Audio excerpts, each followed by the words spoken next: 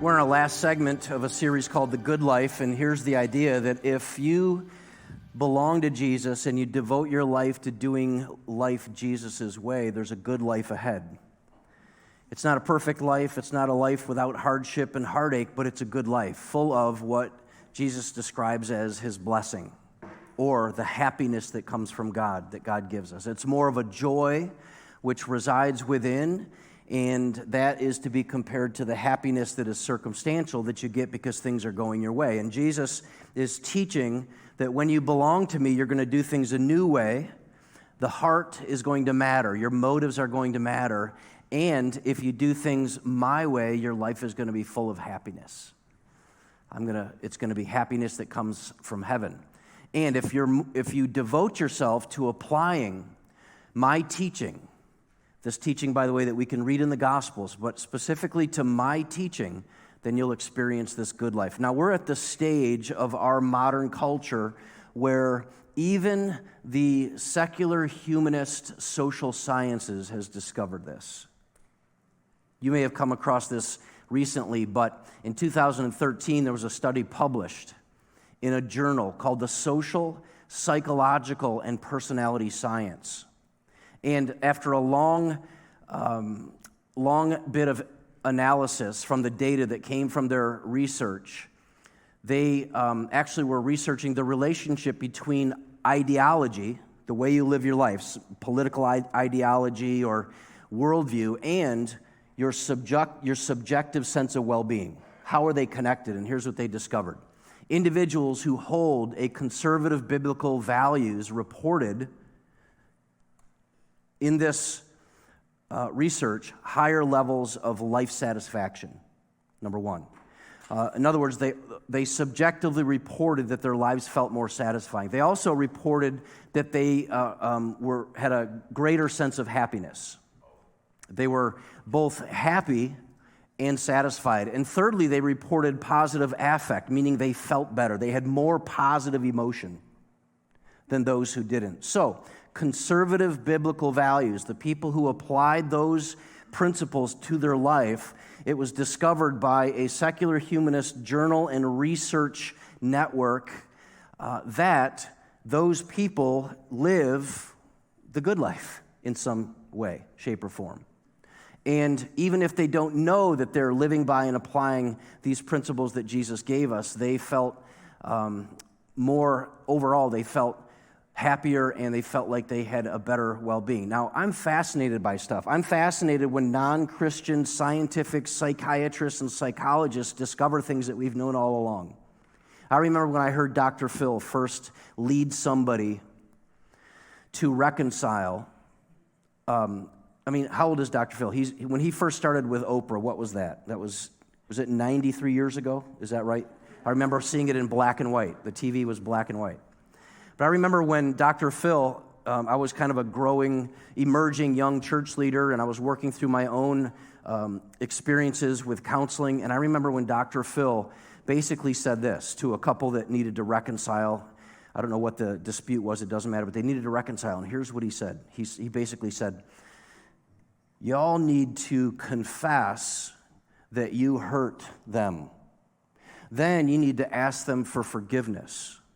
Then you need to do the work of working through forgiveness, meaning that you decide that you no longer want them punished.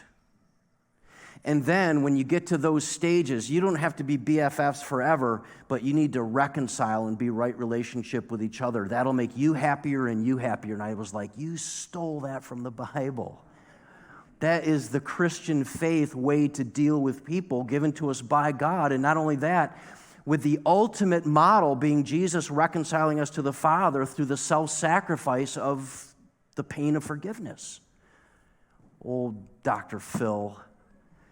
It's been gratifying ever since to discover in these types of sciences that the application of the Christian faith, whether you're a Christian or not, brings a level of happiness and joy and well-being to one's life.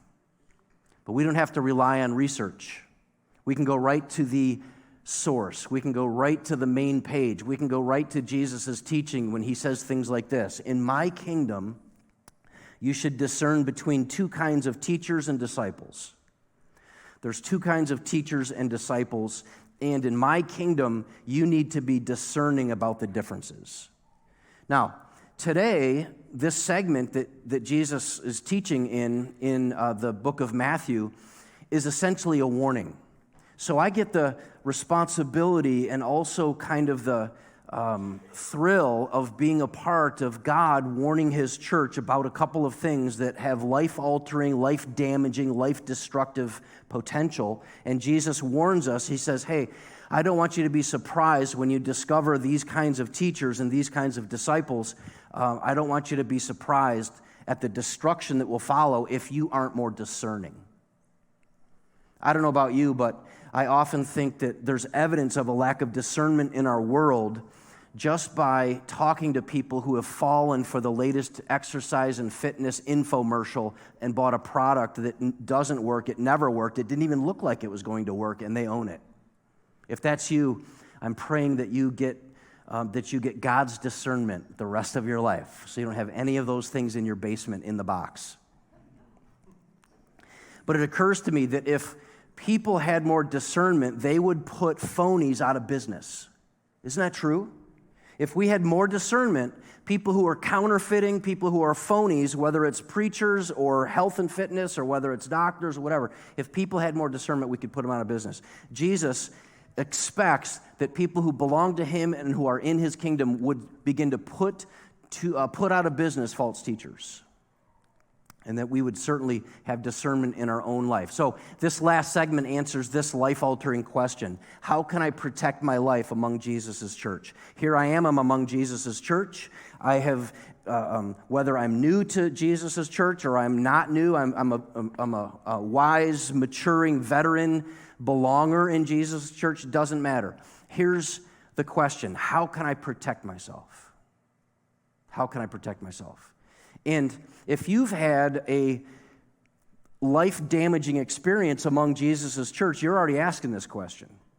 And I'm going to guess that if you've never been hurt by people within the church, you probably aren't asking this question because there's a default response, which is to be, how could anybody in Jesus' church hurt anybody? There's no way I'm ever going to be damaged because these are good people serving a loving God. And then eventually everybody comes to that wake-up call where you're like, oh, these are good people who have hurts, and these are good people who are still wrestling through their own self-centeredness and their own issues with being human. So basically, this is what Jesus says. You ready for this one? Here's how that you can protect your life among Jesus' church. Well, let me start by saying one way isn't to devote yourself to isolation. This is just a throw-in. This isn't what Jesus says, but it's actually going to be the opposite of that. Hang in there, hang with people, and let God do the work that he plans to do. But Jesus says, watch out for two forms of destruction. There's many more, but here's two that he highlights.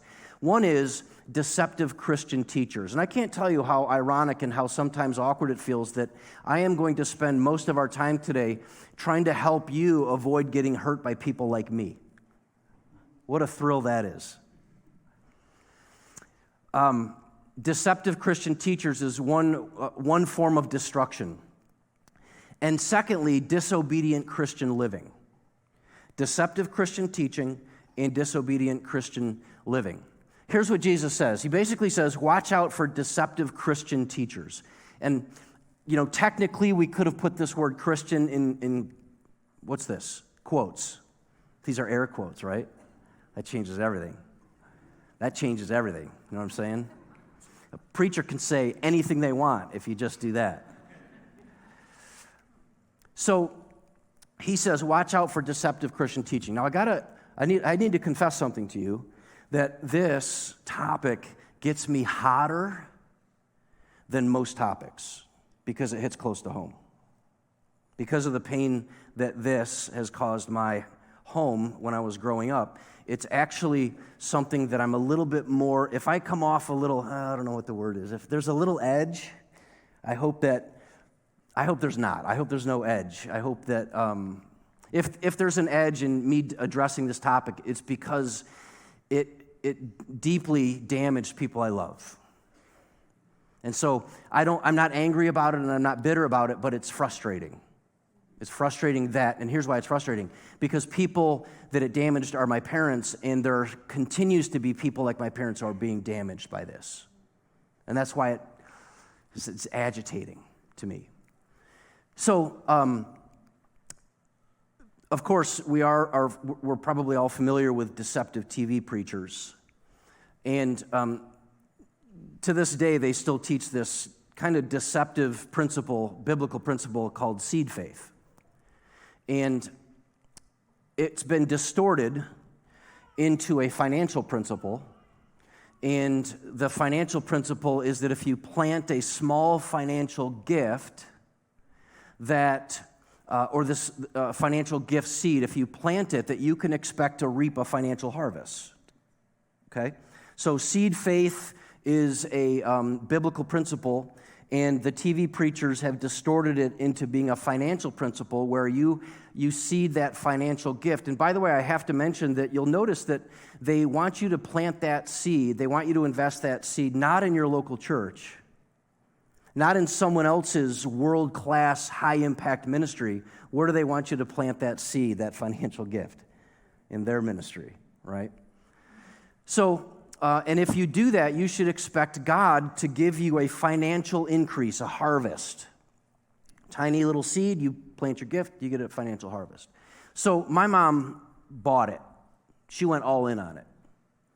And they were a single-income family, and we ended up living in a trailer park that we couldn't afford, and so we moved in with my aunt. So we squeezed into her double wide, and we always joked as a teenager, we moved uptown in the trailer park. We went from downtown to uptown near the clubhouse. So my mom, I discovered later in my adult life, after talking through a lot of this with my mom, she accepted this seed faith giving challenge on TV. And one of the TV preachers gave this giving challenge. It was a $1,000 vow of faith every month. And I could hear you cringing, right? So the TV preacher, who she doesn't know, she just sees them for a half hour on television every day, gives this challenge. It's called if you give this seed faith, this vow of faith, $1,000 a month, and if you do it with big enough faith, then God is going to bring you an increase. And by the way, God promises to do that. So if you don't get your increase, your faith isn't big enough. So keep focusing on building your faith. And if you can build your faith, you're eventually going to get this financial windfall, and then you can thank God for sending it to you because he always keeps his promises.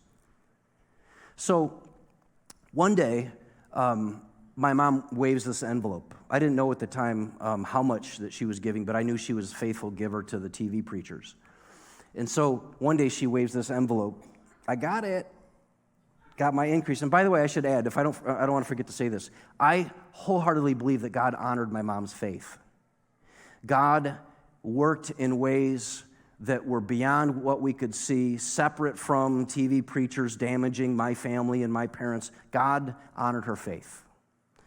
In fact, there's proof that that's true in the New Testament when essentially Paul says, the truth is the truth. It doesn't matter what kind of corrupt vessel is delivering it, the truth is the truth. And I believe that was true for Mom. So she waves this envelope and she said, here it is. What's that, Mom? Got my increase. An unexpected rebate check came in the mail. And I was kind of like, if this is real, I'm ashamed of myself. I start emptying my $10 a week into whoever.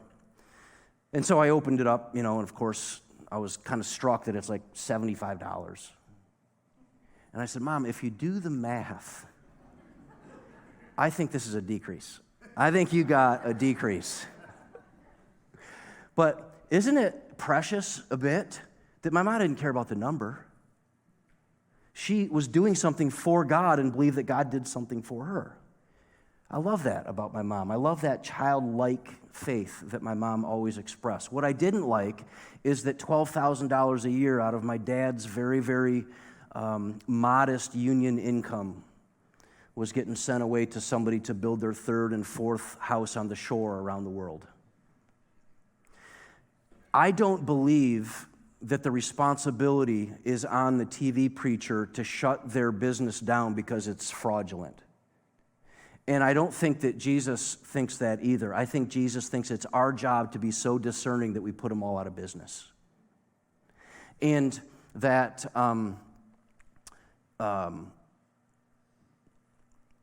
if we recognize that giving to God is not a spiritual slot machine where you just keep making deposits and making these giving gifts and pulling the lever and hoping that one day you hit your jackpot.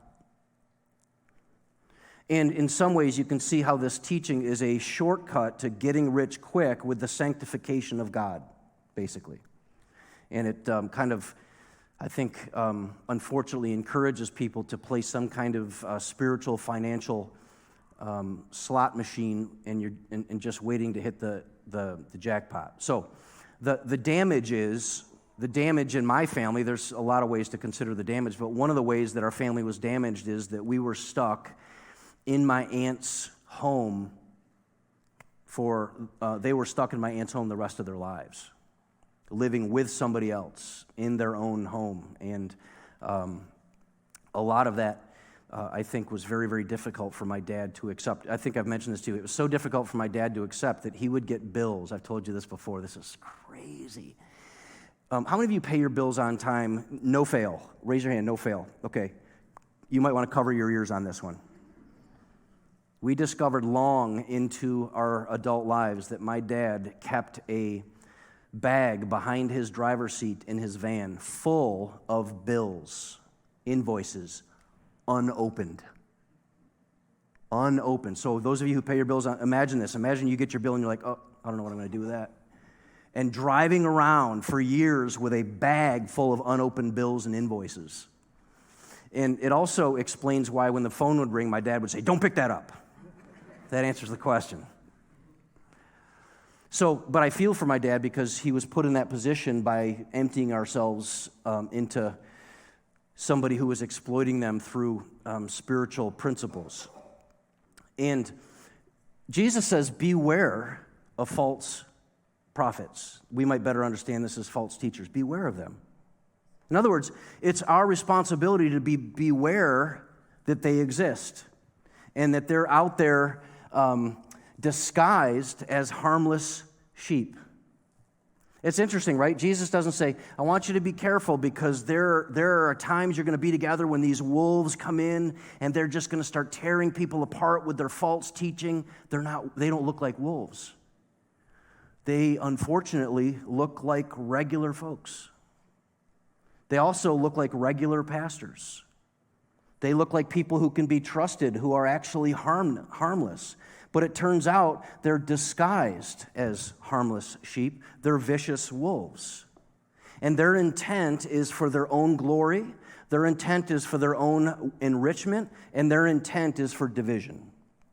And to undermine and to kind of subvert any kind of authority that is working properly in and among the church. So there's two assumptions here of Jesus. Number one, that there is false teachers among the church. And that they have a dangerous message. Their message is false. That's what makes it dangerous. Also, they have a deceptive look. They look harmless, but they're not. Then there's another assumption that Jesus makes, which is there's an absolute truth and they're deviating from it. Jesus doesn't make the assumption that all truth's relevant and you're going to hear different things that are true and it's true for everybody and it's your truth and my truth and then someone else has a different truth. And what Jesus is saying here is that there's truth and false teachers. The assumption is they deviate from it. So Jesus was referring specifically here to Pharisees and Sadducees. The Pharisees, real quick, the Pharisees said, in order to win and keep God's approval and acceptance, you have to follow the rules. It's faith in Jesus plus performing, following the rules. And the Sadducees didn't believe in the resurrection. They were like, okay, teaching is fine, but nobody's really ever going to believe that there is an empty tomb and that one day Jesus is going to raise his followers from the grave either. So they were sad.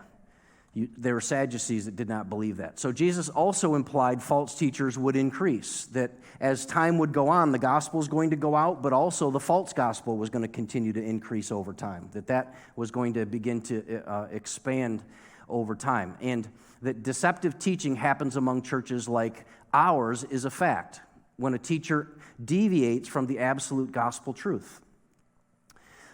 What are the prevailing false teachings? What should we be discerning of? Jesus doesn't describe them all, but we have some in the modern church.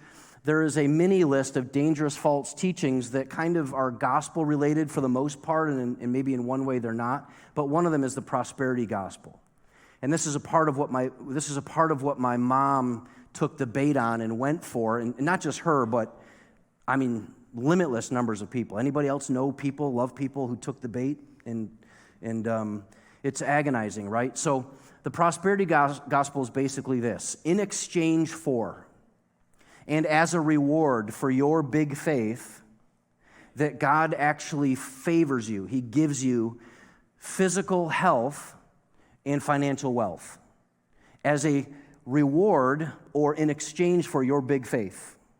And that he's promised to do that. And if you don't have it, it's not because he's not keeping his promise, it's because you need bigger faith. And if you had bigger faith, then you can expect more health and more wealth. Or you can expect your life to kind of be enhanced. You can expect to get the promotion. You can expect to put your bid on the house that everybody wants, and there's 10 bids, and it's a cash-only bid, and there's an escalator clause and whatever, and you get it. And you get it because you had so much faith that God rewarded you for it. And that's the idea, that your life can be enhanced with material or vocational blessings, or you can get healthy and wealthy. You don't need to humbly repent for your heart idols, that you're overspending on a house you don't need, and that's why you're not winning the bid. This is hypothetical. Nobody here does that. This is hypothetical. But instead of repenting for your heart idols and finding your satisfaction in Jesus, we're left to believe that we just need to have more positive thinking and a bigger faith. Does that make sense? We've come across that. So in other words, God blesses you not because he's gracious, but because you're working the system. And you're working the system effectively. And I can't help but say this. I mean, remember when Jesus was talking about moving mountains? How much faith? Remember, we just did this. Just a tiny mustard seed. That's it. God is at work with a tiny mustard seed of faith. And sometimes he doesn't work because there's no faith. And he's not just, he's not a circus act trying to entertain people.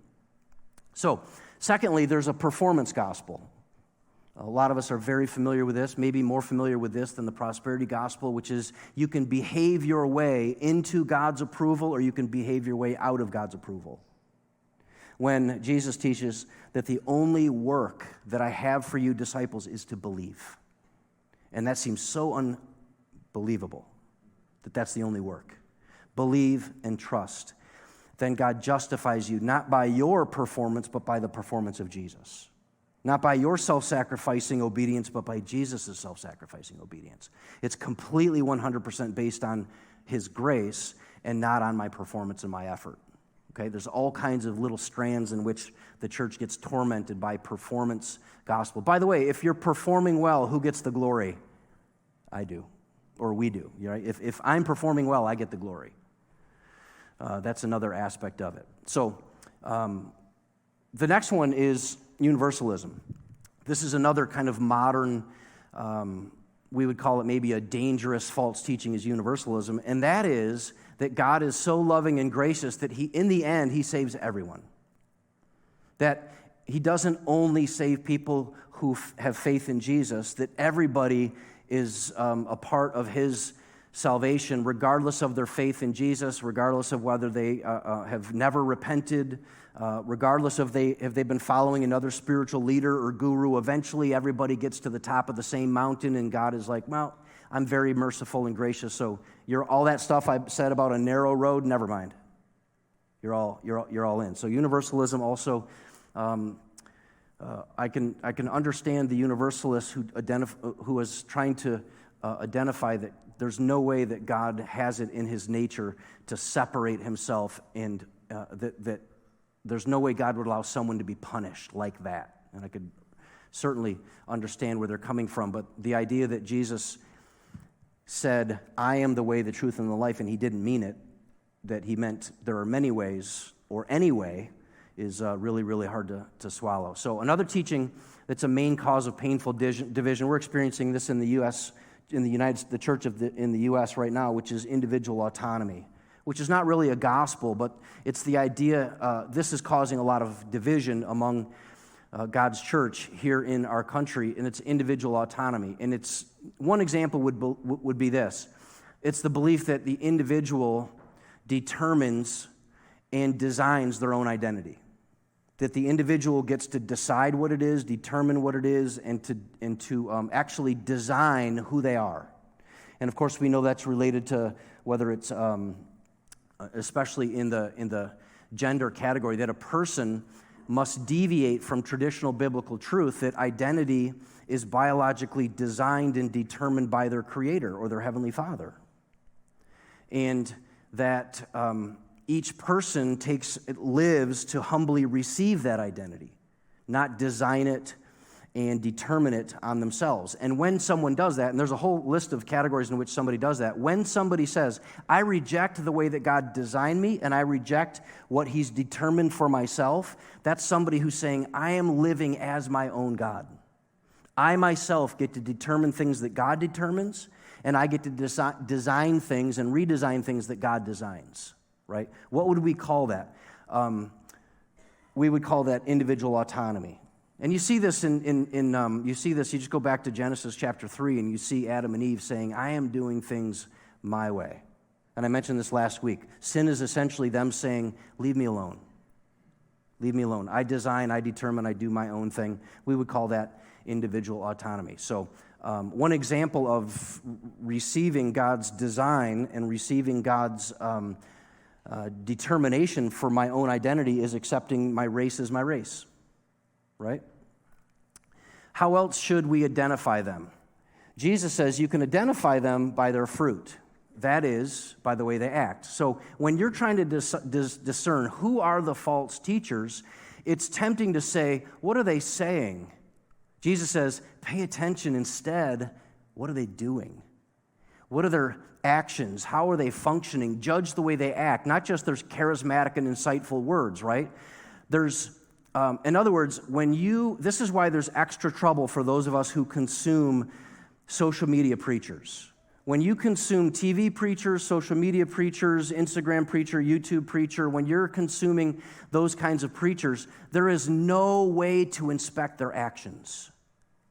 There is no way to know how somebody treats people. Some of the most heart-wrenching things I've discovered in the last few years is someone that I really respected and someone I really started to trust, and someone who had credibility in my own leadership. I discovered some report comes out that they were terrible to the people in their church and to those people who were serving around them on their team.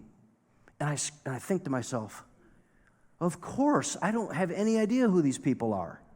And can you imagine those leaders that we discover now among the church family who are sexually abusing people and growing wildly famous on the internet? Meanwhile, they know the truth of how dark and awful that person is, but no one else does because the presentation is so shiny and so slick and so clever and so compelling. And Jesus is saying it's our responsibility to understand that when somebody is only giving you clever words, by the way, I should say, I don't also mean that everybody that you see on social media who's preaching is abusing people, right? Is that fair to say? I mean, I don't believe that. But it's painful for people to know the real person and then see them wildly successful because nobody has any. Jesus says basically that should not happen. We can identify them by their fruit. That's the way they act. Just look and see the way they act. And that's some of the beauty of the local churches. I have to live among you all. You have to live among myself. And you have to kind of tune in to whether or not I'm condescending and egomaniacal and arrogant and self-righteous and whatever. And those should be alarms. Like this could be a false teacher who's working for their own glory and is willing to hurt, damage, and divide the church for one's own platform. So Jesus uses a metaphor to teach this, and he kind of uses this bad fruit metaphor. And if you're a farmer, you get this. If you are a gardener, you get this. If you don't do either of those two things, it might be a stretch. It might be a stretch. And Jesus says this, bad fruit reveals a rotten root. If you get a bad fruit, it tells you something. On the one hand, the fruit isn't very good, but even worse, you can actually detect that it's true that somewhere down underneath the surface where you can't see it, there's a bad, rotten root. So where did this principle come from? It's a metaphor that Jesus taught. He said, just as you can identify a tree by its fruit, so you can identify people by their actions. You can identify people by their actions just like you can identify a fruit. No tree can hide its identity for long. It's so cool. If you watch a tree long enough and you let the seasons go by, what do you discover over time? Some of you, I'm going to set you up if you do gardening and you do farm stuff. What do you discover about a tree if you wait long enough? What can you discover? This is so easy. I hope I didn't set you up to fail. What do you discover? Say it. What type of tree it is. One person had the courage to say it out loud. But I know more of you knew the answer. If you give it time and you watch, as the seasons go by, eventually you're like, oh. Now, some of you already know what kind of tree it is by the way that some other features, but for those of us who don't know, you're like, oh, I see, that's an apple tree. It's a pear tree. Because that fruit eventually reveals itself. And what Jesus is teaching here is pretty simple. Sooner or later, a false teacher betrays himself. Sooner or later, a wolf may disguise itself, but a tree cannot. So it takes time and seasons to be able to identify false teachers. Harmful weeds, if you have thorns and thistles, which is a word I love to say, if you have thorns and thistles, they cannot produce edible fruits, right? You don't get any grapes, you don't get any figs, you don't get anything useful that comes from a thorn, weed, thistle. The first kind of fruit which false teachers reveal their true identity in is their area of character and conduct. It can be seen, it can be noticed, and some of our most prominent leaders in the last 10 years have kind of come down and collapsed, specifically related to their actions, their character and their conduct. Jesus encourages us to look for whole relationships in a leader's life and look for love that's demonstrated in the life of teachers. What is the fruit of sound doctrine? It's not the intellect. The fruit of sound doctrine is love. Someone with sound doctrine becomes more and more loving like the Father in heaven, who in essence is love, right? And what does Paul teach? Paul says, you may understand all mysteries. You may speak with tongues of men and angels, right? You may be able to, literally, you might be able to do all these magical spiritual things, but if you don't have love, it's irritating to the Father who is love, and that's the fruit we're looking for in teachers. So we reject as false both teachers who have both broken and unhealthy relationships and who are unloving. So to apply this, we cannot really apply, and this is where I think we have to be so careful, we can't really apply this by our superficial estimate of how popular a preacher is or a teacher, right? Or how their book is a bestseller, or by how many followers they have. And no matter how clever their words, in fact, I often think if their words are clever and they're more popular, they're even more suspicious, if you ask me. I finished the word for those of you who are adults.